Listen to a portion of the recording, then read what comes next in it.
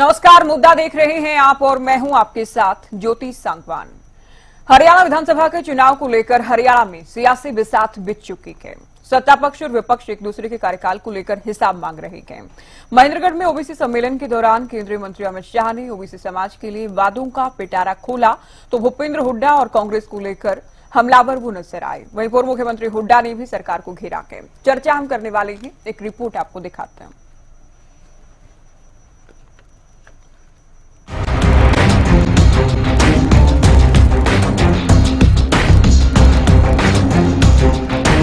हरियाणा में विधानसभा चुनाव के लिए मैदान जंग।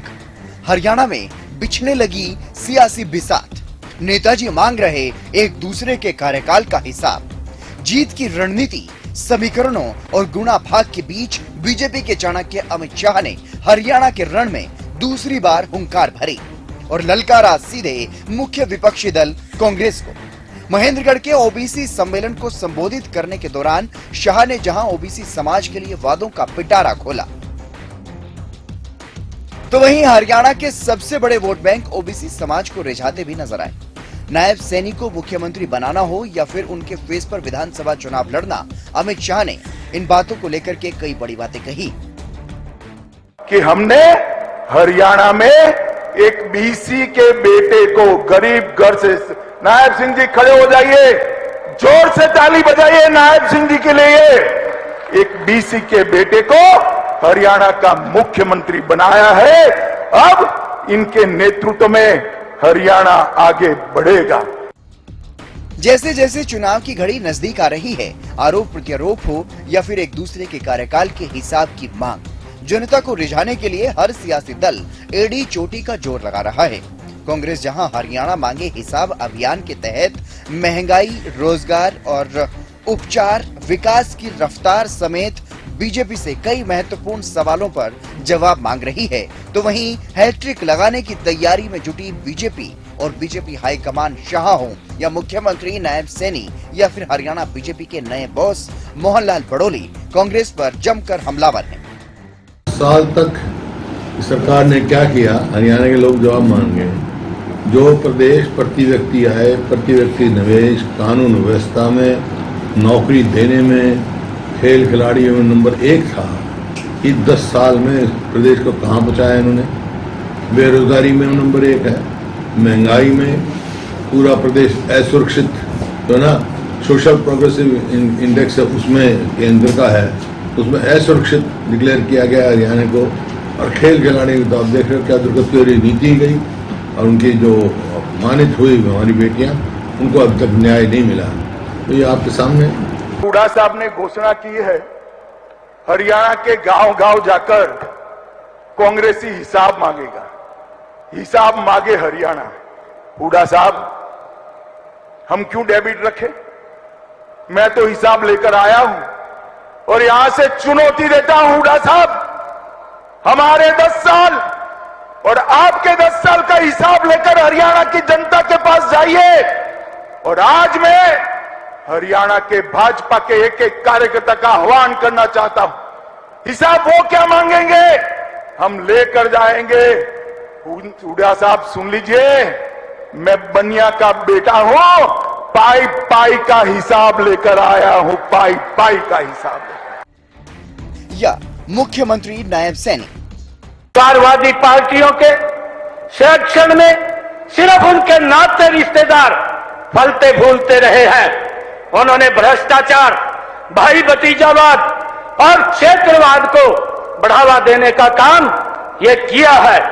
परिवारवाद की मानसिकता के चलते ही कांग्रेस ने ओबीसी आयोग का बिल लेकर के आए, भाइयों कांग्रेस पार्टी ने उसका विरोध किया और कांग्रेस पार्टी लगातार उस सोच के आधार के ऊपर काम करती रही कि पिछड़े को एक वोट बैंक के इस्तेमाल में किया जाए।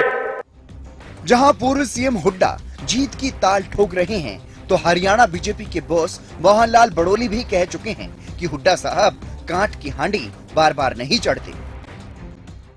काट की हांडी एक बार चढ़ती है, वो कांग्रेस की काट की हांडी इस लोकसभा चुनाव में चढ़ चुकी है। जिस प्रकार से देश की जनता के साथ झूठ बोलने का काम किया है, उसका भुगतान आने वाले इस 2024 के चुनाव में कांग्रेस पार्टी को देना पड़ेगा। जनता उनकी चार्जशीट का हिसाब लेगी।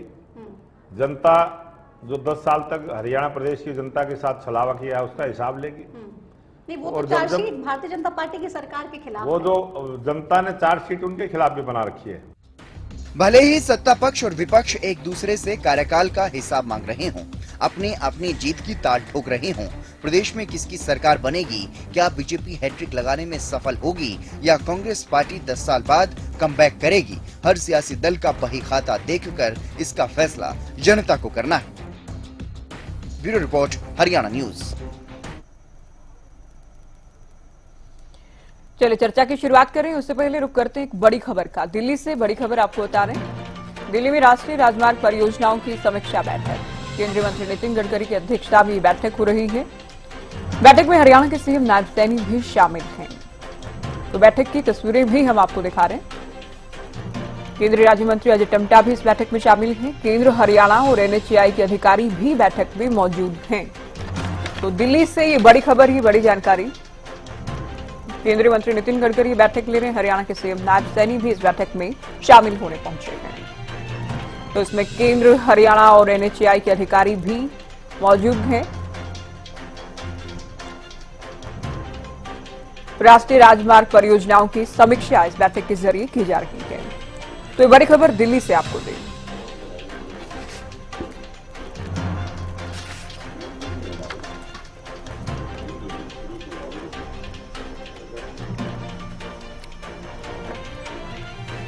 तो दिल्ली से बड़ी खबर आपको बता दें, महत्वपूर्ण बैठक जारी है। नितिन गडकरी बैठक ले रहे हैं, हरियाणा के सीएम भी इस बैठक में मौजूद हैं। आइए चर्चा की शुरुआत हम करेंगे अमित शाह के हरियाणा दौरे को लेकर। ओबीसी को साधने का प्रयास हो रहा है, साथ ही कांग्रेस को लेकर हमलावर भी अमित शाह नजर आए। खासतौर पर कांग्रेस जो हरियाणा मांगे हिसाब कार्यक्रम लेकर आई है, उस कार्यक्रम पर प्रहार किया गया है। तो इसी वार पलटवार को लेकर चर्चा हम करने वाले हैं। कुछ खास मेहमान हमारे साथ जुड़ गए हैं। प्रोफेसर विधु रावल, प्रवक्ता बीजेपी डिबेट में जुड़ गए हैं। मनीष कटाना कांग्रेस का पक्ष रखेंगे। अजय गुलिया, प्रवक्ता जेजेपी। रजत पंजेटा, प्रवक्ता इनेलो भी हमारे साथ डिबेट में जुड़ गए हैं। आप सभी का बहुत स्वागत है। शुरुआत विधु रावल जी आपसे। 10 साल से आप लोग सत्ता में हैं, कांग्रेस हिसाब मांगे, समझ में आता है, विपक्ष मांगता है हिसाब, लेकिन आप लोग अब भी हिसाब मांग रहे हैं जब जनता के बीच जाने का वक्त है, जब जनता को हिसाब देने का वक्त आ चुका है। ज्योति जी, आपको नमस्कार और आपके माध्यम से हरियाणा न्यूज देख रहे सभी दर्शकों को और हमारे साथी पैनलिस्ट को भी नम्र नमस्ते। मैं उम्मीद करूं मेरी आवाज ठीक ठाक आ रही है आपके पास जी। देखिए, आपने बिल्कुल ठीक कहा कि भारतीय जनता पार्टी को हिसाब देने का अवसर है ये, और हिसाब हमें देना है कि किन परिस्थितियों में हमने हरियाणा प्रदेश में सेवा के भाव से भारतीय जनता पार्टी ने शासन संभाला था। हम याद करें कि किस प्रकार से भय, भूख और भ्रष्टाचार का माहौल था। हम याद करें कि जातिवाद, क्षेत्रवाद और परिवारवाद का कितना कुचक्र यहाँ पर हरियाणा में चलता था। किस प्रकार से पर्ची और खर्ची के दम पर नौकरियां लोगों को दी जाती थी। गरीब को नौकरी करने का, नौकरी लेने का, नौकरी पाने का हरियाणा के अंदर जो है पूर्ववर्ती सरकारों ने अधिकार ही नहीं दिया हुआ था। हम याद करें कि कितने भोंडे तरीके से जो है ट्रांसफरों को लेकर एक पूरा रैकेट चला करता था। हर चीज के लिए ट्रांसफर का रेट तय होता था। हम याद करें कि किस प्रकार से भूपेंद्र सिंह हुड्डा ने सीएलयू के घोटाले किए, किस प्रकार से कांग्रेस के जो जीजाजी हैं उनको किस प्रकार से यहाँ पर बंदरबांट की गई हरियाणा के किसानों की जमीनों को। हम याद करें कि किस प्रकार से किसान की खराबे का मुआवजा होता था, उस पर 2 प्रकार की मार पड़ती थी। एक तो प्राकृतिक मार पड़ती थी और दूसरी मार पड़ती थी भूपेंद्र सिंह हुड्डा और ओम प्रकाश चौटाला की। किस प्रकार से वो 2-2 रुपए के चेक दिया करते थे। हम उसको उस बुरे काल से जो है हरियाणा को आज लेकर आए हैं, जो हरियाणा जो है आज ट्रेंड सेटर बन गया है। आज देश में सर्वाधिक कहीं पर पेंशन मिलती है, सामाजिक सुरक्षा पेंशन, तो हरियाणा के अंदर मिलती है 3000 रुपए प्रति महीना। और ये छोड़कर गए थे 750 रुपए प्रति महीना में, घोषणा करके गए थे कि 1000 तक बढ़ा देंगे, लेकिन आए हम और हमने पहले ही 1000 करके और उसके बाद बढ़ाते बढ़ाते बढ़ाते आज 3000 रुपए ले आए, देश में सर्वाधिक। फसल खराबे का मुआवजा ये प्रति एकड़ 6000 रुपए दिया करते थे। घोषणा की थी कि अगर सरकार में आ गए तो पंजाब की तर्ज पर 8000 देंगे। ये सत्ता में नहीं आए, हम सत्ता में आए, हमने घोषणा नहीं की थी, लेकिन हमने 8000 नहीं किया, हमने सीधा पहले 10,000 किया जो देश में सर्वाधिक था। और आज जब मैं और आप बात कर रहे हैं तो आज 15,000 ये भी देश में सर्वाधिक है।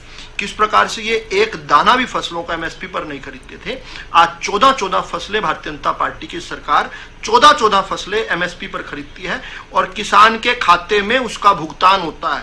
किसान को कांग्रेस और हुड्डा और चौटाला राज याद आता है जब आड़तियों के चक्कर काटने पड़ते थे। कल आइयो, परसों आइयो, नरसों आइयो, 2 महीने बाद आइयो, आज ये बीमार हो गया, आज वो घर में शादी हो गई। किसान के तो जैसे कोई शादी नहीं हुआ करती थी, इस प्रकार से लटकाया जाता था। उसकी बजाय किसान के जीनस का पैसा उसके सीधा खाते में हमने डालने का एक ऐतिहासिक काम किया। उसके बाद दूसरे प्रदेशों ने भी हमारा अनुकरण किया।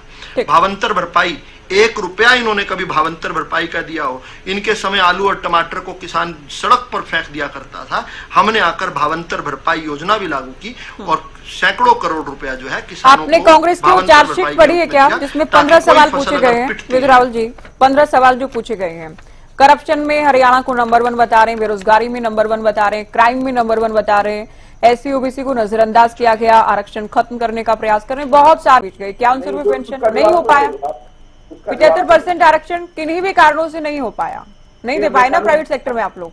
नहीं, हमने सख्त कानून बनाया कि नहीं बनाया? ये कोर्ट में चले गए लोग, चले तो जाते वो गिराना वो अदालत में, विपक्ष ये कहते हैं कैसा कानून बनाया गया ये? नहीं गिरा कहां, ना पैरवी कर पाई सरकार। नहीं, पहले हाईकोर्ट में रुका था, फिर उसके बाद हाईकोर्ट से थ्रू हुआ, अब सुप्रीम कोर्ट में रुका है, वो भी थ्रू करने का काम करेंगे। ये प्रयास होते हैं। 5 साल हो गए हैं, अब चुनाव में जाने का वक्त आ गया है। आप लोग अभी ठीक है, कानूनी लड़ाई लड़ते रहेंगे, नई नैलों को चर्चा में जोड़ना ना। सभी लोग, बहुत से लोग विरोध करते हैं, लेकिन जब वो लागू होती है और लोग उसका लाभ लेते हैं तब कहते हैं हाँ ये तो पहले लागू हो जाना चाहिए था। ऐसे बहुत लोग होते हैं, बहुत राजनीतिक दल भी होते हैं, लेकिन मैं जननायक जनता पार्टी की तरफ से स्पष्ट कर देना चाहता हूँ, अगर कोई भी राजनीतिक दल चाहे वो सत्ता में होगा, वो हरियाणा प्रदेश के लोगों के हित में अगर कोई कानून लेकर के आएगा या कोई नई चीज लेकर के आएगा तो जननायक जनता पार्टी सबसे पहले खड़े होकर स्वागत करने वाले लोगों में से होगी कि ये कानून, ये बिल या कोई चीज हमारे हरियाणा प्रदेश के लोगों के हित के लिए। ठीक है, मैं इनेलो को चर्चा में जोड़ रही हूँ। अजय जी, मैं पंजेटा जी को चर्चा में शामिल कर रही हूँ। अमित शाह हुड्डा साहब से हिसाब मांग रहे थे पंजेटा साहब। विधु रावल जी चौटाला सरकार का भी जिक्र कर रहे हैं कि हुड्डा सरकार में क्या था, चौटाला सरकार में क्या था और अब क्या है, ये हरियाणा की जनता को देखना चाहिए। देखिए, अब बड़े हैरानगी की बात होती है, ये हैरानगी की बात है। कांग्रेस जो है वो हिसाब मांग रही है और भाजपा जो है वो जिक्र कहीं कर रही है, वो अड्रा जी का जिक्र कर रही है, पिछले 10 साल से सत्ता में है। अब कहते हैं कांग्रेस का हिसाब लेंगे, आप पिछले 10 साल से सत्ता में हो, हिसाब लेना था तो लेते। हमने तो 400 पेज की चार्जशीट सबमिट करा रखी है। माननीय महामहिम होते थे कप्तान सिंह सोलंकी, गवर्नर होते थे, उनको दे रखी है चार्जशीट। आज भी अगर बाहर है तो आप बताइए क्या सेटिंग है आपकी, जनता को पता चलना चाहिए ना। आप हिसाब की बात कर रहे हो, आज 4 लाख करोड़ वोटों दे रहे हैं, आपको जाने वाले छोड़ के गए थे, उसका जिक्र करो जो आपके जाने वाले छोड़ के गए थे। आज कितना कर 4 लाख करोड़ का। उसके बाद बातें कर रहे थे, 2-3 बातें करी इन्होंने। एक बच्ची के साथ कांग्रेस की सरकार में पुरानी बातें याद कर रहे हैं। आप आज की क्राइम की स्थिति देख लीजिए, हर 5 घंटे में एक रेप है महिला के साथ, दूसरे नंबर पे क्राइम अगेंस्ट वुमेन पे हरियाणा, उसकी बात करिए। आपने अभी पीछे हाल ही की घटना 3 साल के बच्चे के साथ रेप हो गया, ऐसी 2 घटनाएं आ चुकी है, अभी गूगल करके देख लीजिए, उसकी बात नहीं करेंगे। जब हमारी सरकार थी ज्योति जी, तो ना केवल प्रदेश के खजाने भरे थे, बहुत बढ़िया इंफ्रास्ट्रक्चर था, रोड्स का बड़ा अच्छा इंफ्रास्ट्रक्चर था, स्टेडियम्स बनाने का काम किया, हॉस्पिटल्स हैं उनको बनाने का काम किया। केएमपी की शुरुआत हमने इंडियन नेशनल लोकदल के सरकार में, तो खिलाड़ियों की पॉलिसी जो है वो हमने बनाने का काम किया था। जब ओलंपियंस को जो हमने 1 करोड़ तक की तब उस समय थी, अब चलो उसको आगे बढ़ाया। पेंशन की शुरुआत भी हमने की हुई है, जो अब आज पेंशन की बात कर रहे हैं, और आज भी अगर सबसे ज्यादा पेंशन की बात कर रहे हैं देने की तो इंडियन नेशनल लोकदल कर रहा है। हम 7,500 की बुढ़ापा पेंशन की सीधा डिक्लेयर कर चुके हैं उस चीज को। बहुत अचंभा होता है कि जब ऐसी बातें की जाती हैं। आप बताइए 5,000 करोड़ का हर साल का माइनिंग का घोटाला हो रहा है। ये मैं नहीं कह रहा, ये सीएजी की रिपोर्ट है, उसके ऊपर बात कीजिए, उसके ऊपर चुप रहेंगे। उसके बाद अभी आपने खिलाड़ियों की बात करी, बड़ा अच्छा लगा सुन के कि 7 पदक जो है वो हरियाणा से आते हैं, अगर 10 पदक आते हैं तो। लेकिन आपने महिला खिलाड़ियों के साथ किया क्या अभी हाल में? आपने उनके पैरों से कुचलने का काम किया, उनको बेइज्जत करने का काम किया आपने। वो तो अपने मेडल ही लौटाने की उसमें गंगा में पाने चली थी। तो वो आप देखिए, आपकी सरकार तब कहाँ सोई हुई थी। हरियाणा में महिला कोच वाला इश्यू है, उसमें आप बताइए, आपके मंत्री का सीधा आरोप थे, फिर भी आपने कहा इस्तीफा नहीं लेंगे। फिर आप बताइए, किसान, अगर आपके मैनिफेस्टो में आपने आय दुगनी की बात करी, तो आय दुगनी क्यों नहीं हुई किसान की पोषापाश में? आज किसान के ऊपर 5-10 आप कहते हैं कि हम एमएसपी दे रहे हैं। आपने दावत पाई की भी बात करी, आपको पता है 1400 करोड़ से सीधा आपने 400 करोड़ दिया, 1000 करोड़ क्यों घटा दिया? आपने अभी बात करी कि आलू टमाटर सड़कों पे नहीं होता था। आपकी सरकार ने तो रुड़ा है आलू टमाटर सड़कों पे। आलू टमाटर छोड़िए, मैं आपको बताता हूँ, यमुनानगर के किसान गोभी की और मूली की खेती कोरोना काल के अंदर 2 मंडियों में लेके जाते थे, या हरियाणा लेके जाते थे, या फिर उत्तराखंड देहरादून की तरफ लेके जाते थे। दोनों जगह पुलिस वालों ने डंडे मार उनका बुरा कर दिया, लगी लगाई पसंद उन्होंने ट्रैक्टर चला के भाग दिया। पास ही कहाँ चली गई थी बात? टमाटर का एक किसान है प्रशांत का, उसका वीडियो आपने देखा? वो आपकी की सरकार का है, जिसने अपना सड़कों के ऊपर टमाटर फेंका। जब उसका टमाटर का दाम सबका चली गई थी 72। देखिए, हर चीज जो है, और ये फिर बात करते हैं चौटाला सरकार की। चौटाला सरकार में तो आप सहयोगी बने बैठे थे तब, आपका तो कुछ नैतिकता के तौर, आपका तो ना समर्थन था इनका के साथ सरकार थी। पहले प्रीपोलमेंट्स था, आप बताएं क्या था क्या नहीं था?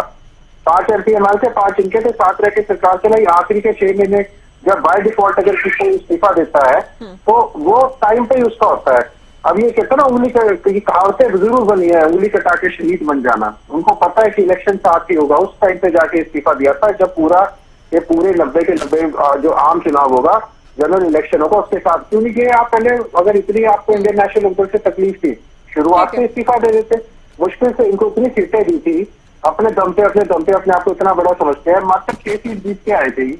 आप पूछिए इनसे क्यों इतने बड़े ताकतवर थे? आपकी 6 सीट से क्यों अटके? और वो भी हमारी मदद से 6 सीटें जीते थे कि हमने इनकी सपोर्ट करी थी। चलिए विदुर जी से मैं उत्तर ले रही हूँ। एक बात का एक मैं खत्म करूँ ज्योति जी। अभी मैंने ना वो ऑफेंसिव में इनके साथ बात नहीं करी है जो आज एनसीआरबी का डेटा कहता है। वो ऑफेंसिव नहीं है, वो रियलिटी है।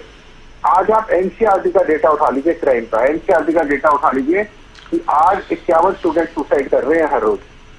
हरियाणा का नेशनल एवरेज से 2% सुसाइड रेट ज्यादा क्यों है, इसके बारे में बात करिए। इजराइल बच्चों को भेज रहे हैं, इसके बारे में बात करिए। 2 लाख पक्की नौकरियां जो अभी तक इन्होंने भरी नहीं है, उसकी बात करिए।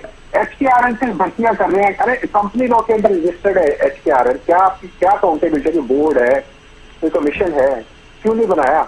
कोई मेरिट है उसमें, कोई रिजर्वेशन है? जी, आपने काफी विस्तार से अपनी बात कह ली है। अपने चहेतों को, एक मिनट मैं खत्म नहीं करूंगी, अपने चहेतों को भर्ती करने का अड्डा है HKRN। यहाँ कुछ नहीं है, ये दलित विरोधी है। ये आरक्षण खत्म इन्होंने किया। ओबीसी का आपको पता है सेंटर के अंदर पहले से 27% था, हरियाणा में क्यों रोक के रखा 15 के ऊपर इतने सालों तक? क्रीमी लेयर वाला इन्होंने क्यों नहीं किया? अब आखिर करता है हमने, अरे तो हमने कर दिया, वो तो वैसे भी इनको करना पड़ता। हाँ, ये तो पॉइंट है, ये तो मैं डिबेट में कई बार पूछती हूँ। चलिए विदुर जी से इसी बात का उत्तर लेते हैं। अब चुनाव आ गए हैं, ओबीसी नजर आ रहा है। विदुर जी, आपकी पार्टी को क्रीमी लेयर से लेकर बैकलॉग भरने, बच्चों को स्कॉलरशिप देने, या आरक्षण जो केंद्र पहले ही बढ़ा चुका था वो बढ़ाने को लेकर, क्यों? क्योंकि सबसे ज्यादा वोट बैंक इनका है हरियाणा में, इसलिए क्या? ज्योति जी, ओबीसी समाज जानता है कि उनको अगर किसी ने पहचान दी तो भारतीय जनता पार्टी की सरकार के दौरान मिली। किस प्रकार से शोषण किया करते थे ये जातिवादी पार्टियों वाले लोग जो हैं, चौटाला साहब, हुड्डा साहब ने क्या क्या उनके साथ शोषण किए हैं। महत्वपूर्ण स्थान जो हैं आरक्षित होते थे पहले ही, ओबीसी को नहीं मिलेंगे, दलित को नहीं मिलेंगे। चौटाला परिवार में पैदा होगा उसको मिलेंगे, हुड्डा परिवार में पैदा होगा उसको आगे देंगे, उसको ही आगे बढ़ाएंगे। आपको पता है दलित गांधी परिवार, फर्जी ये आपके किसी के समय में नहीं बोले थे विदुर जी, इनके समय में भी कोई नहीं बोलेगा, सब अपनी बारी में बोले। परिवारवाद का जो भोंडा खेल है उसका सबसे बड़ा नुकसान कौन झेलता है? सबसे शोषित, सबसे वंचित झेलता है। क्यों झेलता है? क्योंकि पहले ही पता है मुख्यमंत्री तो चौटाला परिवार का ही व्यक्ति बन सकता है। और यहाँ हुड्डा साहब ने जब एक समय 4-4, 5-5 उप मुख्यमंत्री बनाने की बात कर रहे थे, हर जाति बिरादरी से बना रहे थे, लेकिन मुख्यमंत्री पद जो है आरक्षित किया हुआ था। अभी अभी एक साथी ने कहा कि ओबीसी का आरक्षण 27% सेंटर में था, आपने 15 से 27 आपने अब क्यों किया? अरे आपकी 6-6 साल तक सरकार रही, आपके समय भी तो ओबीसी का आरक्षण जो है मंडल कमीशन की रिपोर्ट लागू होने के बाद 27% ही था। 6-6 साल तक चौटाला साहब ने क्यों नहीं किया? 10 साल तक भूपेंद्र हुड्डा ने क्यों नहीं किया? वो भी चुनाव में जा रहे थे, चुनाव से पहले ही कर देते भाई, क्योंकि इन्हें पता था, इनको पता था कि ओबीसी की तो वोट की भी जरूरत नहीं है इन लोगों को। हम ओबीसी की तो वोट भी लेना नहीं पसंद करते थे ये लोग। इस प्रकार से कहते हैं हम चिमटे से भी नहीं छूना चाहते ऐसी जातियों को जो दलित हैं, शोषित है, वंचित ये बयान तो ये क्या किसी का बयान है क्या? हम चिमटे से भी मानवीयता को शर्मसार करते थे। विदु जी, क्या ये किसी का बयान है, कोई स्टेटमेंट है क्या कि हम चिमटे से भी इन जातियों को नहीं छूना चाहते? किसी जाति बिरादरी को, किसी समाज को, किसी वर्ग को पूरे तरीके से इग्नोर कर देना, इसका अर्थ क्या है? कि उनका वोट नहीं चाहिए। जब भोंडे तरीके का तुष्टीकरण हो रहा हो, जब लोगों को बुला बुलाकर पुचकार लिया जा रहा हो, उस समय जाकर जो है किसी वर्ग पूरे के पूरे को इस प्रकार से इग्नोर कर देना, उन्हें कहना मुख्यमंत्री पद पर तुम्हारा कोई हक नहीं है, कोई नौकरियों में तुम्हारा आरक्षण जो है उस पर अलग अलग तरीके से कांटे चलाएंगे और अपने मनमर्जी के लोगों को भरेंगे, उसको जनरल कैटेगरी में लेकर जाएंगे। पंचायतों में क्यों नहीं आरक्षण दिया था इन्होंने? हमने जब पंचायतों के अंदर BCA वर्ग को आरक्षण, बीच में अब कोई और बोल रहा है जी, पंडिता जी आपकी आवाज में से ठीक से आ भी नहीं रही, आपको टाइम दिया जाएगा बोलने के लिए, अभी इनको सुन लीजिए। आप अपना फोन एक बार काट के फिर से पीसीआर पंडिता जी का फोन एक बार फिर से कनेक्ट करें, इनकी आवाज बिल्कुल ठीक से नहीं आ रही है। आप बोलिए विधु जी। तो जिन लोगों ने अपने रिश्ते नातेदारों के अलावा किसी को देखा ही नहीं, वो यहाँ पर ओबीसी की बात करते हैं। हमने तो यहाँ पर आकर पहला अवसर जब मिला तो हमने आकर ओबीसी देश के अंदर ओबीसी समाज में पैदा हुए एक व्यक्ति को देश के प्रधानमंत्री के पद पर हमारी भारतीय जनता पार्टी लेकर गई। जब हरियाणा के अंदर हमें अवसर मिला, हमने यहाँ पर ओबीसी वर्ग के अंदर पैदा हुए को यहाँ पर प्रदेश का मुख्यमंत्री बनाया। ये दलितों की चिंता कब करते हैं? आप याद करिए, अभी प्रोटम स्पीकर बनना था, विवाद करना था, उस समय तो इनको जो के सुरेश जो हैं वो याद आ गए, क्योंकि वो दलित थे। जो नहीं बनने वाला पद होता है उस पर तो के सुरेश याद आ गए। जब राष्ट्रपति के पद पे हारना था कांग्रेस पार्टी ने, तब तो उनको दलित याद आ गया। इनकी पार्टी के अध्यक्ष ऐसा नहीं, वो रबड़ स्टैंप अध्यक्ष हैं, रबड़ स्टैंप अध्यक्ष सब जानते हैं। आप कह सकते हैं ना, आप कह सकते हैं, उन्होंने तो पूरी पार्टी की कमान दे रखी है। वो कहते हैं, इन्होंने तो कमान नहीं, मैं नहीं, वो खुद कहते हैं। अब रबड़ स्टैंप कौन है कौन नहीं है, किस पार्टी में कौन, ये तो दूसरी पार्टी कहती रहती है सभी पार्टियों को लेकर। ज्योति जी, मैंने ना बहुत सारे साथियों के भी जवाब देने हैं। नहीं, आप जब कह रहे हैं तो इसका काउंटर तो बनता है सवालों का उत्तर देने का। चलिए, नहीं मैं जवाब दूंगा, मैं भाग नहीं रहा हूं, लेकिन मुझे समय दीजिएगा। फिर ऐसे मत कीजिएगा कि उनके सवालों को उत्तर रह जाएं। चलिए, खुद जब टिकट वितरण हो रहा था लोकसभा में, तो खुद खड़गे जी कह रहे थे कि मैं हाईकमान से बात करके टिकट की बात करूंगा। जब अमेठी और रायबरेली की टिकट की बात हो रही थी, खुद कह रहे थे कि मैं हाईकमान, अब हाईकमान राष्ट्रीय अध्यक्ष से बड़ी भी कोई हाईकमान होती है, ये हमें तब पता चला और फिर ध्यान में आया कि वो रबड़ स्टैंप है। ये मैं थोड़ी खुद खड़गे जी कह रहे थे, गूगल कर लीजिए उनका बयान इसी विषय को लेकर, खुद प्रेस के सामने कह रहे थे। ये तो रहा आपकी बात का जवाब। अब मैं जल्दी से जो है एक जो हमारे साथी कांग्रेस वाले भाई ने जो सवाल उठाए उनका जवाब दे देता हूं मैं। एक उन्होंने कहा पाई गुजरात में चली गई। मैं बड़ा हैरान हुआ। मैं बड़ा हैरान इसलिए हुआ क्योंकि मुझे याद आया कि मारुति का जो सबसे बड़ा प्लांट जहां मेरे भाई रहते हैं उसके पड़ोस में ही है, मानेसर में ही है। उस मानेसर के प्लांट पर जब महीनों स्ट्राइक चली थी कांग्रेस के जमाने में 2011-12 में, तो उस समय जो है तब चर्चा चली थी कि मारुति का प्लांट गुजरात जाने वाला है। और खुद जो है सुरजेवाला, आवाज नहीं आ रही आपकी, वो तो आपकी सरकार में भी इस तरह के बयान देते रहे, चर्चा इस तरह की चलती है। क्या मेरी आवाज आ रही है? अब आ रही है, बोलिए। क्या मेरी आवाज आ रही है? जी आ रही है, बोलिए। वो द इकोनॉमिक टाइम्स की हेडलाइन पढ़ रहा हूं 14 सितंबर 2011 की। नहीं विधु जी, फिर से आपकी मारुति आवाज। के अंदर जो विवाद चल रहा है उसको खत्म करने की कोई टाइमलाइन नहीं दे सकते। सुरजेवाला कह रहे हैं, वही रणदीप सुरजेवाला जब सत्ता से बाहर जाते हैं तो एक और झूठ बोलते हैं और वो कहते हैं, सुरजेवाला कम्युनिकेशन इंचार्ज जब बन जाते हैं पूरी कांग्रेस पार्टी के राष्ट्रीय, वो कहते हैं कि मारुति स्विफ्ट का प्लांट जो है वो हरियाणा से गुजरात शिफ्ट हो रहा है। और असल क्या होता है? असल ये होता है कि मारुति ने दुनिया का सबसे बड़ा कार संयंत्र प्लांट हरियाणा के खरखोदा में पिछले ही साल लगाया। वो कह रहे थे कि बना हुआ प्लांट उठकर जो है गुजरात जा रहा है, और यहां हो क्या रहा है कि मारुति दुनिया का सबसे बड़ा नया प्लांट जो है वो खरखोदा में लगा रही है और मानेसर में एक और प्लांट लगा रही है। ये झूठ का कोई पांव नहीं होता। जब भी रॉबर्ट वाड्रा की बात करेंगे ये उलझुल बात करेंगे। ये याद करवाना चाहता हूं, संजय टंडन कौन थे, अनु टंडन कौन थी? इनके समय ईडी के अंदर काम करने वाले लोग मुकेश अंबानी के लिए आरोप 15 सवालों की एक लंबी फहरिस्त जारी की गई है कांग्रेस की ओर से। आपने 15 में से 4-5 सवाल आपने पूछ लिए, मैं 4-5 इन सवालों का उत्तर दे दूंगा। अगली पारी में अगले 4-5 और पूछ देना और उसमें कंपेयर कर लेंगे। देखिए, मुझे लगता है कि बड़ा अच्छा अवसर होता है जिनकी सरकारें बन चुकी होती है। मैं बार बार कहता हूं, people are judged for what they do in power and not what they weren't in opposition. Opposition में रहकर तो चांद तारे तोड़ने की बात कोई भी कर सकता है, लेकिन जब इनकी सरकारें रही उससे हमारा कंपैरिजन होना चाहिए, क्योंकि पूत के पांव पलने में दिख जाते हैं। जो इन्होंने तब किया वही तो है ये लोग, केवल चेहरे पर ही तो मेकअप लगाया है ना।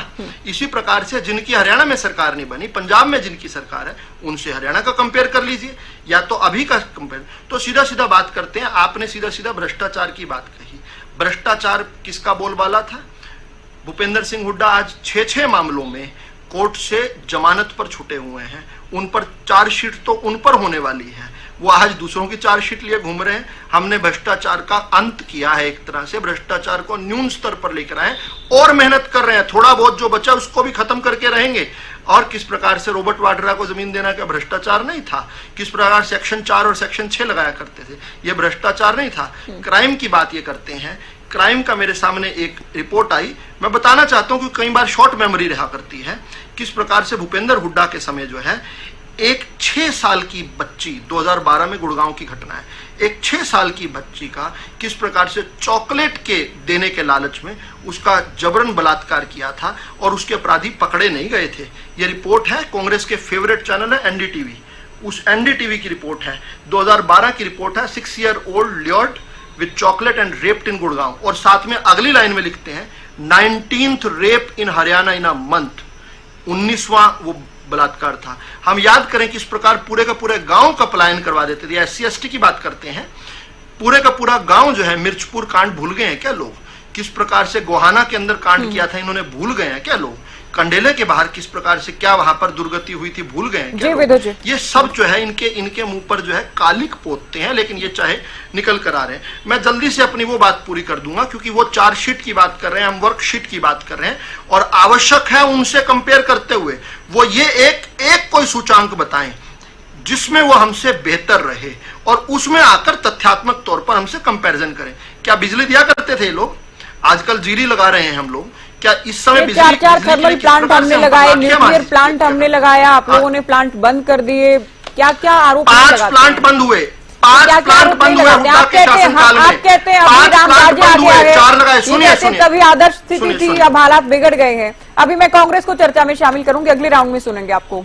मनीष खटाना जी, आपने ज्योति जी, बस ये आपने क्योंकि प्लांट का जिक्र किया, स्पेसिफिक जिक्र किया, मैं तो जिक्र करती रहूंगी, सारी बातों का जवाब देंगे तो फिर सारे नहीं सुनते रहेंगे आपको। नहीं पानीपत नहीं, अगली बार में जवाब देंगे। नहीं विधु जी, ऐसे नहीं, बिल्कुल भी नहीं, बिल्कुल भी नहीं। अभी सुनिए, मैंने कहा है आपके अगले राउंड में पूछेंगे, अगले राउंड में पूछेंगे तो आप कोई जबरदस्ती है क्या? मैंने जिक्र किया तो आप उत्तर देंगे, सीधा कांग्रेस पे चले। ये क्या? नहीं, क्या जबरदस्ती है क्या विधु जी? ठीक नहीं है, मैं याद कर रहे हैं, ये भी ठीक नहीं। ऑडियो डाउन करें, जिक्र किया है, ऑडियो डाउन करें, लगातार बोल रहे हैं। मैं जिस भी बात का जिक्र करूंगी जरूरी नहीं इसी टर्न में आप उसका उत्तर देंगे, अगली बार बोलिएगा। रुकिए अभी। मनीष खटाना जी, आपने सुना अमित शाह को, कह रहे मैं बनिए का बेटा हूं, पाई पाई का हिसाब लाया हूं। हिसाब हुड्डा साहब थे। बिल्कुल ठीक कहा अमित शाह जी ने कि बनिए का बेटा हूं और पाई पाई का हिसाब लूंगा। उन्होंने देश से और हरियाणा प्रदेश से पाई पाई का हिसाब चुकता किया है, इसमें कोई शक नहीं है। और वो सारी पाई पाई गुजरात के धनाडो के पास गई है, ये पूरा देश देख रहा है। 2 व्यक्ति सरकार चला रहे हैं और 2 व्यक्तियों के लिए सरकार चल रही है, ये भी पूरा देश देख रहा है। मेरे भाई ने बहुत लंबा भाषण दिया, अपने अंदर झांकने की जरूरत है और ये करने की जरूरत है। मेरा बहुत सिंपल और बहुत सादे सा मैं इनसे जवाब मांगता हूँ। विदु रावल साहब बड़े ही विद्वान व्यक्ति हैं। हरियाणा अगर आज हिसाब मांग रहा है, विपक्ष अगर हिसाब मांग रहा है, तो इनको उसका जवाब देने में क्या दिक्कत है? मैं सबसे पहला सवाल करता हूं। मैं गुड़गांव जिला, जो कि पूरे हरियाणा को 70% रेवेन्यू देने का काम करता है, जिसको हम मेट्रोपॉलिटन सिटी के नाम से जानते हैं, और अगर बात करें गुड़गांव के तो अमेरिका में भी लोग जानते हैं कि गुड़गांव कहाँ है, क्योंकि पूरे वर्ल्ड से लोग यहाँ आकर बसते हैं। तो गुड़गांव में हुड्डा साहब के कार्यकाल में मेट्रो का 3 साल में 4 शहरों से जोड़ने का काम हुआ। तो क्या 10 साल में भारतीय जनता पार्टी के पास पैसे नहीं थे कि 10 साल में भारतीय जनता पार्टी ने मेट्रो का एक पिलर आगे बढ़ाया? इस बात का मेरे भाई जवाब दे। रैपिड मेट्रो अगर किसी ने चलाई तो हुड्डा साहब ने पूरे देश के अंदर गुड़गांव में चलाने का काम करा, जो अपने आप में एक बहुत बड़ी बात है। मेरे भाई पेंशन की बात कर रहे थे, जी हमने 3000 कर दी। इनका तो जो MOU साइन हुआ था, जो जज्बा और इनका गठबंधन था, 5000 का वादा था। तो क्या 5000 पेंशन दी? नहीं, इनका वादा नहीं था, 3000 ही था इनका। 5100 जेजेपी का था। इनका 3000 था, उनका 5100 था। जो इन्होंने जब जेजेपी ने गठबंधन किया तो बाहर निकल के कहा कि हमने इस बात पर इनको हाँ भरी है कि 75% आरक्षण देंगे और 5100 रुपए पेंशन देंगे। तो क्या वो पेंशन 4.5 साल मिनिमम प्रोग्राम में जो इनको क्या वो 5100 पेंशन हुई और 75% जो आरक्षण की बात करते थे वो आज कहाँ है? तो जो लोग हरियाणा में एक फैक्ट्री लगाने का काम नहीं कर पाए, वो आरक्षण कहां से देंगे? तीसरी मैं अपने भाई से पूछता हूं कि हरियाणा हुड्डा साहब के राज में खेल खिलाड़ी में नंबर 1 था। हुड्डा साहब की नीति थी कि पदक लाओ और पद पाओ, और DSP जैसे पदों पर हरियाणा के खिलाड़ियों को भर्ती होती थी, जिनसे मोटिवेशन होती थी। और हरियाणा 2% होने के बावजूद भी अगर पदक में अगर हमारा वो देखे तो 66% हम वहां पदक लाने में। आज अमित शाह भी कह रहे थे कि अगर 10 पदक आते हैं देश के तो 7 हरियाणा के धाकड़ खिलाड़ी लेकर आते हैं। तो अच्छी बात है, हरियाणा को मोटिवेट किया गया, हरियाणा के खिलाड़ियों में हौसला अफजाई करेगी। ये तो वो सरकार है जो हुड्डा साहब के कार्यकाल में भर्ती थे, जिनको हुड्डा साहब ने DSP भर्ती किया, आज तक उनकी पदोन्नति नहीं करी। आज तक वो प्रमोशन के लिए चक्कर काट रहे हैं, तो कोर्ट के या सरकार के। 10 साल में जो एक DSP की प्रमोशन नहीं कर पाए, जो किसी खिलाड़ी की भर्ती नहीं कर पाए, वो लोग खेल खिलाड़ी की बात कर रहे हैं। आज अमित शाह जी कह रहे हैं 10 में से 7 हरियाणा के आते हैं। सिर्फ क्या ये बातें स्टेज पे करने के लिए हैं, या उसको कोई अमली जामा पहनाने के लिए, या हरियाणा के खिलाड़ियों को प्रोत्साहन करने के लिए? ये तो खिलाड़ी की विरोधी सरकार है। हरियाणा की और देश की बेटियां जंतर मंतर पे जिस तरीके से घसीटी गई, वो बेचारी अपने हक के लिए लड़ती रही, और उसके बाद भी जिसके ऊपर आरोप लगा गया उसके बेटे को साफ इन्होंने टिकट दे दिया। खट्टर साहब से जब विदु जी फ्रेम में क्यों नहीं आ रहे? विदु जी, ये तो नहीं चलेगा ना, आप अपनी बात कह के दूसरों को सुनेंगे ही नहीं। खट्टर साहब, आपकी बारी आएगी तब आप फिर से जुड़ जाएंगे, ये गलत तरीका है आपका। खट्टर साहब से जब हुड्डा साहब ने पूछा नैतिकता के आधार पर, जब उनके खेल मंत्री पर यौन शोषण के आरोप लगे कि भैया आप नैतिकता के आधार पर इस्तीफा दो, तो खट्टर साहब ने कहा नहीं लूंगा, नहीं लूंगा, नहीं लूंगा। ये एक मुख्यमंत्री की भाषा थी सदन के अंदर। तो ये वो लोग हैं जो आज नारी सम्मान की बात करते हैं, खिलाड़ियों की बात करते हैं। अगर इसकी सरकार में देखा जाए तो आशा वर्कर, आंगनवाड़ी वर्कर, रोडवेज के वर्कर, आपके बिजली के कर्मचारी, ऐसा कोई वर्ग नहीं था जो सड़कों पर नहीं था, जिन्होंने अपनी मांगों के लिए। किसान, इनकी सरकार में किसान धरने पर बैठे, 750 किसान शहीद हो गए। एक लफ्ज किसी भी आज तक बीजेपी के हरियाणा के मंत्री ने जाकर सहानुभूति के नहीं बोले। आज मानेसर के अंदर किसान कब से बैठे हैं उनके अपनी उसको लेकर, एकड़ को, अपनी फसल को, उसको जमीन को लेकर, क्या एक व्यक्ति ने कोई सहानुभूति के शब्द बोले? तो जहां किसान की बात करें, खिलाड़ी की बात करें, महिला पहलवान की बात करें, इंफ्रास्ट्रक्चर की बात करें। मेरे भाई अभी बोल रहे थे, अरे भैया हम गुड़गांव में रहते हैं, गुड़गांव सबसे बड़ा रिवेन्यू हरियाणा को देता है। आप गुड़गांव का जाके बस स्टैंड देखिए एक बार। 10 साल में जो लोग बस स्टैंड पे ईंट नहीं लगा पाए, आज वो लोग बात कर रहे हैं। तो हिसाब क्यों ना मांगे? आप गुड़गांव का रेलवे स्टेशन जाके देखिए, 10 साल में आपने क्या किया। हुड्डा साहब ने जो हरियाणा में रेलवे लाइन जो अप्रूव कराई थी वो भी आपने कैंसिल कर दिया। हुड्डा साहब ने जो इंटरनेशनल एयरपोर्ट हरियाणा में लेके आ रहे थे वो आपने कैंसिल किया, उसको आप उठाकर ले गए। तो आप गुड़गांव का हॉस्पिटल देख लीजिए, गुड़गांव की सड़कें देखिए, गुड़गांव की सफाई व्यवस्था देखिए, कूड़े के अंबार लगा दिए। नगर निगम की बात करते हैं, सबसे अमीर नगर निगम गुड़गांव का नगर निगम है, जो दूसरे नगर निगमों को उधार पैसे देने का काम करता है। गुड़गांव जो सबसे बड़ा रिवेन्यू देने के बावजूद, सबसे बड़ा निगम होने के बाद आज कूड़े के अंबार लगे हुए हैं। आपसे गुड़गांव का कूड़ा नहीं उठ रहा। चलिए मैं तो आप वो लोग हैं बीजेपी को चर्चा में जोड़ रही हूँ। हरियाणा से सबसे ज्यादा नौजवान पलायन कर रहे हैं दूसरे देशों में, बाहर काम के लिए जा रहे हैं। तो बेरोजगारी और भ्रष्टाचार में नंबर 1 बनाया आपने, तो आपसे हिसाब क्यों नहीं मांगे? हुड्डा साहब से आपसे हिसाब मांग रहे 10 साल का। 60,000 करोड़ का कर्जा था, 60,000 ज्योति जी, 60,000 करोड़ का कर्जा, 4,50,000 करोड़ का कर्जा। तो ये पैसे दोनों ही आंकड़े अलग हैं, ये आंकड़े अलग हैं। बिजली निगमों के नहीं, बिजली निगमों का बकाया अगर जोड़ लेते हैं 98,000 करोड़ होता है, और ये 4.25 लाख करोड़, 4.5 लाख करोड़ सरकार इसे नहीं मानती है। चलिए विधु जी, मैं अभी आपके पास आएंगे, मैं सबसे ओपनिंग स्टेटमेंट ले रही हूँ। क्या कोई मेट्रो लाइन आगे बढ़ी? क्या कोई बस स्टैंड का निर्माण हुआ? चलिए अभी गुड़गांव की सड़कें ठीक क्या कोई हुआ नहीं होता है? हुआ है। हर एक सरकार काम करती है, रूटीन के काम भी होते हैं, विकास के काम भी होते हैं। देना पड़ेगा। चलिए अजय, हिसाब देना पड़ेगा। हरियाणा का युवा, हरियाणा का बेरोजगार, हरियाणा का किसान, हरियाणा का पहलवान और पूरा विपक्ष कांग्रेस पार्टी आपसे हिसाब मांगती है कि बताइए हरियाणा की। ठीक है, आपका जवाब पूरा हो गया। अभी आप सुनिए अजय गुलिया जी, हिसाब दो। पूरा एक तरह से सियासी खेल चल रहा है हरियाणा में, और कांग्रेस जब सरकार से, बीजेपी से सवाल पूछ रही है, हिसाब मांग रही, तो आप लोग भी 4.5 साल तक तो हिस्सेदार रहे। जिन सवालों को लेकर कांग्रेस जनता के बीच जा रही, जवाब आप लोगों को भी देना होगा। नहीं, बिल्कुल देना भी चाहिए ज्योति, क्योंकि मैं हमेशा, हम लोग एक चीज मानते हैं कि authority comes with lots of responsibility. अगर हरियाणा प्रदेश के लोगों ने 17% मत हमें दिया, 10 सीटें हमारी आई, जिसकी बदौलत दुष्यंत जी हरियाणा प्रदेश के उप मुख्यमंत्री बने, 2 मंत्री हमारे कोटे के बने, और 4.5 साल हम सरकार में रहे, तो हम तो हाथ जोड़ करके कहते हैं कि ये जनता का राइट बनता है कि हमसे हमारे 4.5 साल के कार्यकाल का हिसाब मांगे, और हमें हिसाब देना चाहिए। अगर हम हिसाब देने में विफल है तो हमें वोट मांगने का भी अधिकार नहीं है ज्योति जी।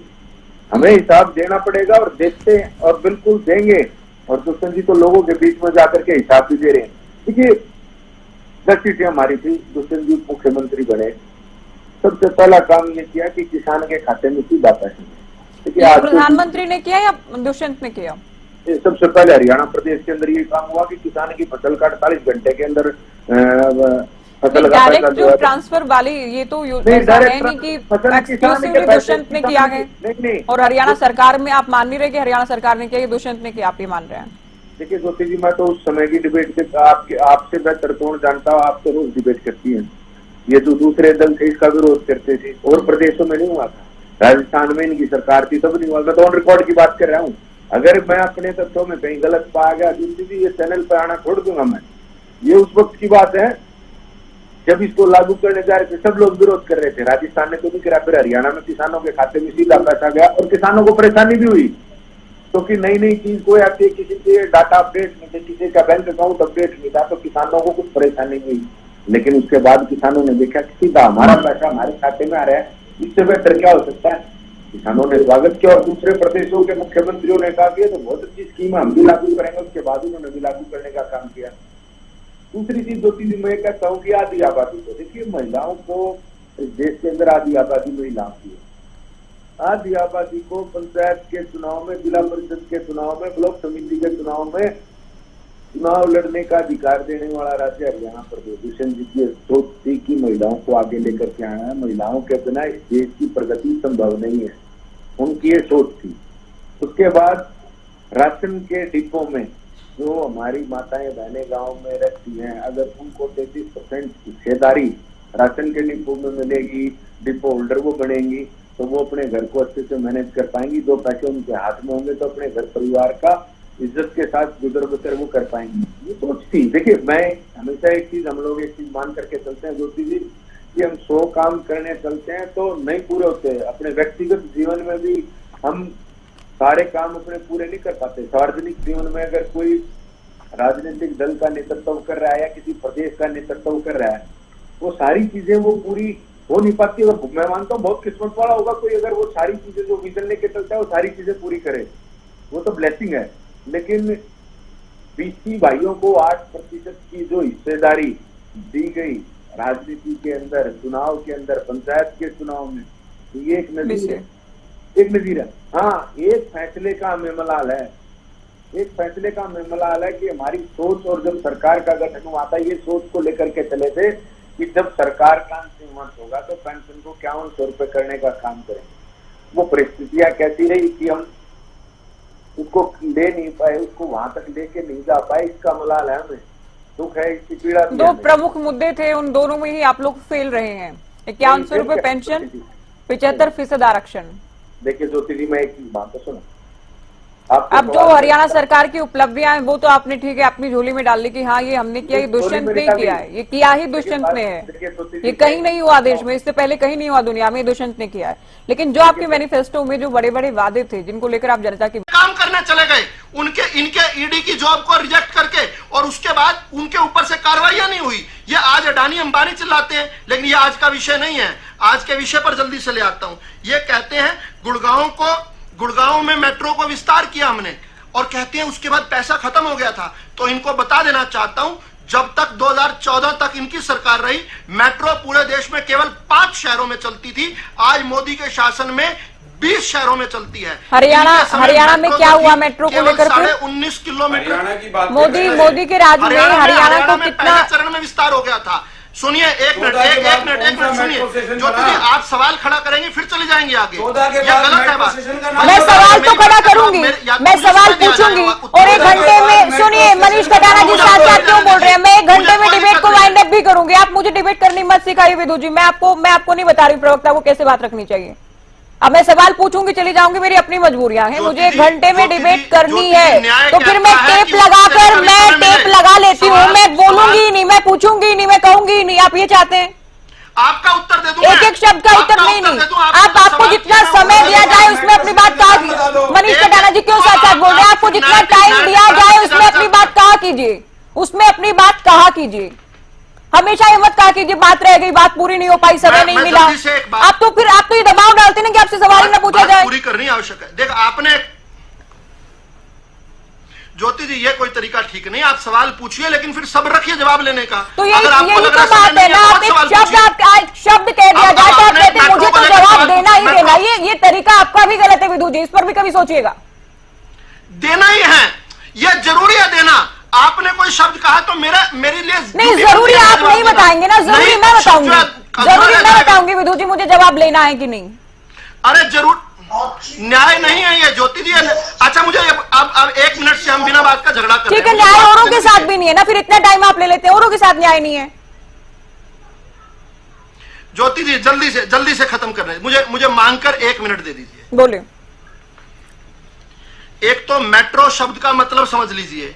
मेट्रो किसको कहा जाता है? एक बड़े शहर को मेट्रोपॉलिटन कहा जाता है, वहां से मेट्रो निकला है। अगर उस मेट्रो का एक विंग 2014 तक बन चुका था तो क्या मेट्रो को शिफ्ट कर जो है दिल्ली को शिफ्ट कर अंबाला ले आते क्या? मेट्रो का मतलब समझिए, पहले तो परिभाषा समझिए। तो इसलिए हमने जहां मेट्रोपॉलिटन नहीं बने थे 5 शहरों से बढ़ाकर 14। अब मुझे जल्दी से खिलाड़ियों पर जो है केवल 30 सेकंड का बताने दीजिए। ये कहते हैं पदक लाओ पद पाओ। ये भूपेंद्र हुड्डा लगातार झूठ बोलते हैं। पदक ये गलत बोल रहे हैं। इनका समय काट कर मुझे दे दिया, इनका समय काट कर मुझे दिया जाए। हुड्डा जी मेट्रो शब्द मेट्रो, अरे भैया 14 में हुड्डा साहब। कटाना जी टाइम की बर्बादी मत कीजिए, मनीष कटाना जी समय बर्बाद मत कीजिए। मैं आपके पास ही आ रही हूँ, उनके बाद अंबाला तक थोड़ी चलेगी मेट्रो। मेट्रो का मतलब तो एनसीआर आएंगे और दिल्ली से अंबाला तक मेट्रो चलेगी, लिख लेना। दिल्ली से अंबाला चलेगी, 24 से 2029 तक आप भी सवारी करोगे।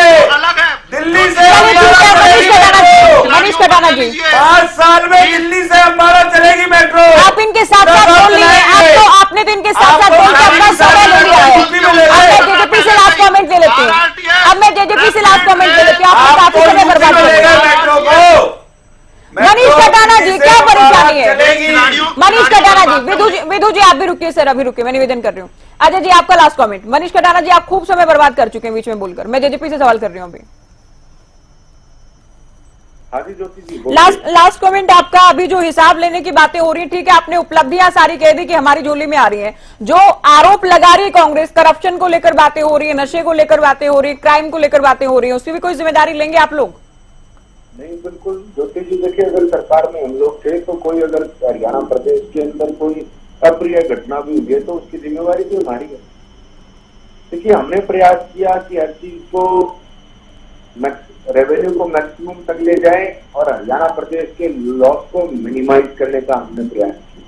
देखिए एक चीज जरूर मैं आपके टीवी चैनल पे स्वीकार करता हूं कि हम लोगों को फ्रेम किया गया, और फ्रेम इस प्रकार से किया गया कि हर चीज की जिम्मेवारी, देखिए अब जैसे किसान आंदोलन हमें दोषी उसका बताया गया, जब कानून वापस हुए तो क्रेडिट हमें मिलना चाहिए था क्योंकि दोष हमारे ऊपर था। ये समझने की बात है, गाड़ी कप्तान को तो ताली भी कप्तान को मिलती है ना। जब उस चीज का दोषी हमें बताया जा रहा था तो वो रिवर्ट बैक हुए तो उसका क्रेडिट हमें मिलना चाहिए था कि नहीं मिलना चाहिए था। लेकिन मैं उन चीजों में नहीं चाहूंगा। मैं एक चीज जरूर कहना चाहूंगा, देखिए जो चीजें हमने बेहतर करने का प्रयास किया, वो केंद्र का फैसला था, ठीक है, केंद्र सरकार लेकर आई, केंद्र सरकार ने वापस ले लिए, पीएम ने वापस ले लिए, आप लोग तो साथ खड़े थे ना। आप लोगों से आप दुष्यंत चौटाला तो लेकर नहीं आए थे, लेकिन दुष्यंत साथ थे इसलिए सवाल हो रहे थे। तो मैं वही तो कह रहा हूँ, जब लेकर के तो आप लोगों का तो स्टैंड वही था ना, आप लोग साथ थे उनके, नहीं कृषि कानूनों के साथ थी ना, इसलिए नाराजगी थी आप लोगों से। वापस लेने में आप लोगों का कौन सा योगदान हो गया फिर? नहीं मैं वही तो कह रहा हूँ, फिर हमें जिस बात का दोषारोपण कर रहे थे, अगर वो चीज ठीक हो जाती है तो फिर हमें उसका क्रेडिट मिलना चाहिए था। ये देखिए 2+2 सबके लिए है, 2 और 2 4 सबके लिए होंगे, वो हमारे लिए भी होंगे और दूसरों के लिए भी होंगे। पंडिता जी हंस रहे आपकी इस बात पे। तो ज्योति जी मैं दूसरी बात चाहता हूँ, देखिए हम लोगों ने काम किया, मैं ये नहीं कहता कि हमने 100% सारी चीजें बहुत बेहतर, जो मैच हमारे पास हमने बहुत बेहतर, देखिए पूर्ण रूप से बेहतर करने का प्रयास किया, कुछ कमियां भी रही और हमेशा बेहतरी की गुंजाइश हमेशा रहती है। आप कितना भी शानदार काम करें उससे भी बेहतर कोई दूसरा कर सकता है, या उससे बेहतर आप स्वयं अगले प्रयास में कर सकते हैं, बेहतरी की गुंजाइश हमेशा रहती है। तो हमने अच्छा काम करने का प्रयास किया, कितना अच्छा कर पाए, 10 सीटें थी तो कितना गुड हम डिलीवर कर पाए हरियाणा प्रदेश के लोगों के लिए। ये तो हरियाणा प्रदेश के ठीक है मनीष जी अब आप बोले। ज्योति जी, मेरे भाई ने ओबीसी और दलित पर बड़ी गहरी चिंता जताई, रावल साहब ने। मैं इनसे पूछना चाहता हूं कि हरियाणा को सबसे असुरक्षित राज्य बनाने वाली सरकार, बच्चों के वजीफे को बंद करने वाली सरकार, 5000 स्कूलों को बंद कराने वाली सरकार और 100 वर्ग गज गरीबों को प्लाट देने वाली स्कीम को बंद करने वाली सरकार आज ओबीसी और दलित वर्ग की बात कर रही है। बाबा साहब के अंबेडकर जी के संविधान को बदलने वाली सरकार। और मेरे भाई जो मेट्रो को लेकर जो बात कर रहे थे, मैं वादा करता हूँ आपसे, मैं वादा करता हूँ ये क्यों नहीं देते थे मेट्रो को दिल्ली से अम्बाला लेकर जाएंगे, क्यों नहीं देते थे? आपने 4 शहरों में ब्रेक लगा दी 14 के बाद। अरे 10 साल तक मेट्रो सिस्टम आ रहा है, 4 लाख हजार करोड़ का हिसाब हरियाणा हरियाणा का बेरोजगार आपसे मांगता है हिसाब, 27 में पूरा हरियाणा का खिलाड़ी मांगता है आपसे हिसाब, हरियाणा का जवान मांगता है आपसे हिसाब। उसका काम पूरा हो चुका है। आपने भर्तियां करी, मेट्रो नहीं बोलते, मेट्रो नहीं बोलते उसको, मेट्रो होता है मेट्रो शहर को, मेट्रो मेट्रोपॉलिटन शहर होता है, मेट्रो का शब्दीकरण को सरकार का हिसाब मांगता है। हरियाणा का नौजवान, हरियाणा का बेरोजगार, हरियाणा का खिलाड़ी आपसे हिसाब मांगता है, जवाब मांगता है। और जो मेरे भाई मेट्रो की बात कर रहे थे, दोबारा बता देता हूँ, हुड्डा साहब आएंगे और मेट्रो को अम्बाला तक लेकर जाएंगे। अगर रोक सको तो रोक लेना, रोक सको तो रोक लेना। जैसे 10 साल मेट्रो को रोकने का काम किया, रोक लेना। एशियन गेम्स की हरियाणा गोल्ड का मेडलिस्ट जवान और सीमांचल, उसको क्यों नहीं दिया था आपने पहलवान, उसको दर-दर क्यों मटका रखा था? हमने दिया उसको 2006 में जिसको कॉमनवेल्थ का मेडल मिला, जो हुड्डा के बीन बजाता था, क्या उसको पद देते थे आप? पद लाओ, लेकिन कब? जब पहले हुड्डा के बीन बजाओ, बिना हुड्डा के बीन बजाए नहीं देते थे पद। सीमांचल को पद क्यों नहीं दिए? पदक के बावजूद उनको पद क्यों नहीं दिया? सीमांकन नेशनल और international junior world champion, silver medallist in Commonwealth Games Melbourne, bronze medallist in 2010 Commonwealth Games, gold medallist 2014 Asian Games, उसको पद क्यों नहीं दिया आपने? उसके साथ भेदभाव क्यों कर रहे थे? उसने आपकी बीन नहीं बजाई, उसको पद नहीं दिया। जो हुड्डा की बीन बजाते थे उनके पद क्या करते थे? केवल ये किया हुआ था, खेल नीति क्यों नहीं थी? कितने एस्ट्रोनॉट बनाए थे? नई गांव के अंदर हमने इंडोर स्टेडियम बनाया, भूपेंद्र सिंह हुड्डा की सुधार बताते हैं वहां पर। भूपेंद्र हुड्डा अपने मामा जी का घर बताते हैं नहरी गांव में। नहरी गांव में स्टेडियम क्यों नहीं बनाया आप लोगों ने? क्यों नहीं बनाया दिया? सारा समय बर्बाद किया। ठीक है मनीष कटाना जी, पंजिटा जी, लास्ट कमेंट चर्चा। इन्होंने मेरा किया था ज्योति जी, मैं तो जवाब दे रहा था आपको। ये आपका समय बर्बाद किया तो इनको कम टाइम मिला ना, फिर इनको टाइम कम मिला फिर। ठीक है पंजिटा जी, टीवी छोड़ के भागना मत, हिसाब मांगा जाएगा। ज्योति जी ऐसा है कि यहाँ थोड़ा सा ना ये कॉमेडी शो बना दिया, थोड़ा फैक्ट्स से वो सच्चाई। और पहले भाग गए थे राज्यसभा चुनाव से, भाग गए अल्पमत की बात क्या चल रहा है मनीष कटाना जी? क्या चल रहा है? आप लोग 1-to-1 बातचीत करते रहेंगे क्या? आप लोगों का यही चलता रहेगा 1-to-1? पंजिटा जी आप बोलिए। देखिए जहां तक अभी मुझे लगा कांग्रेस के प्रवक्ता ने शायद गलती से वो दिया होगा कि अम्बाला से और गुड़गांव से अम्बाला, गुड़गांव से अम्बाला तक चलाना है। मुझे लगा कि गलती से कह दिया होगा। फिर मुझे लगा कि चुनावी भाषण हम पहले सुनते आते थे और कोई करेक्ट करने वाला नहीं होता था, मतलब जो मन में आया बोल दिया। यहाँ विधु रावल जी देखिए जहाँ ठीक है वो ठीक है, वो उनको करेक्ट करने की कोशिश कर रहे थे। देखिए मेट्रो जो चलती है और मेट्रोपॉलिटन जो होते हैं वो सिटीज होती है और वो एक लोकल कनेक्टिविटी के लिए होती है। अगर आप दिल्ली एनसीआर तक बात करें तो उसका लॉजिक समझ में आता है कि दिल्ली के एनसीआर में बादूगढ़ चली गई या आसपास आपने कनेक्ट कर दिया, या जैसे पंचकुला चंडीगढ़ की मोहाली और उसमें अगर पिंजौर कनेक्ट कर दिया, तो एक वो लोकल जो ट्रांसपोर्ट है उसके लिए मेट्रो चलाई जाती है। और अगर आपने गुड़गांव से चलानी है अम्बाला तक, वो उसके लिए चाहे वंदे भारत चला दीजिए चाहे बुलेट ट्रेन चला दीजिए, उसका थोड़ा लॉजिक समझ में आता है। लेकिन ये कोई लॉजिक नहीं है तो अगर आप बात करें, सभी हंस रहे थे, पैनलिस्ट हंस रहे थे, ठीक है, बट हुड्डा साहब कह रहे हैं इनको लग रहा है, हालांकि हमने ऐसा कोई बयान नहीं सुना है। कह रहे हैं ये हुड्डा साहब का हवाला देकर कह रहे हैं। नहीं फिर तो हुड्डा साहब भी बेवकूफ बना रहे हैं, जनता का है, उनको जानकारी नहीं है। मैंने नहीं सुना कम से कम ऐसा कोई।